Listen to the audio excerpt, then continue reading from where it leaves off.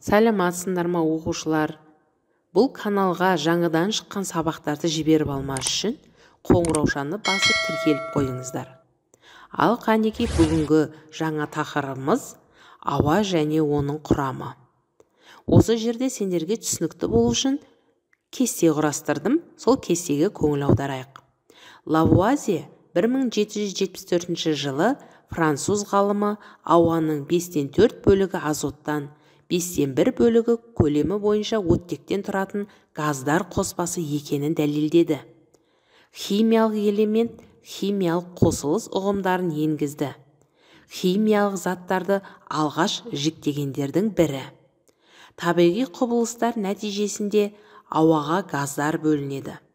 Мысалы, жер сілкінгенде, жанартау атқылағанда, отын жанғанда, өндіріс орындарында ауаға NO, NO2, SO2, SO3, H2S газдары бөлінеді. Атмосфера қоршаған ортаның тіршілігі үшін аса маңызды жер қабаты. Мінекей балдар, бүгінгі жаңа сабағымыздағы түсініктер бойынша астындағы тапсырмаларды бірге орындайық. Бұл жерде бізде бірінші тапсырма ауа құрамындағы оттек пен азоттың мөлшерін қандай тәжірибелермен анықтауға болады?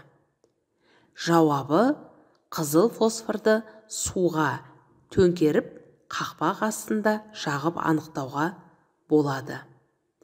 Екінші сұрақ, қандай инертті газдарды білесің? Жауабы гелий, неон, аргон, криптон. Бұл жерде балдар Менделеевтің периодтық кестесін пайдаланып қарасаңдар, бұл топта 8-ші топтың элементтері екенін байқауға болады. Үшінші тапсырма. Атмосфераның ластану көздерін ата. CO2, NO, NO2, SO, SO2, SO3, H2S газдары жатады екен. Төртінші тапсырма. Атмосфераны ластанудан сақтау үшін өз ұсынысыңды айт дейді. Бұл жерде балдар әрқайсыларының ойларың бізге өте құнды. Түрлі завод, фабрикалардан шығатын түтіндерді азайту керек. Көліктен бөлінетін түтіндерді атмосфераны ластайтын сендер білесіңдер. Өз ойларыңды дәптерлеріңе түсірсеңдер болады.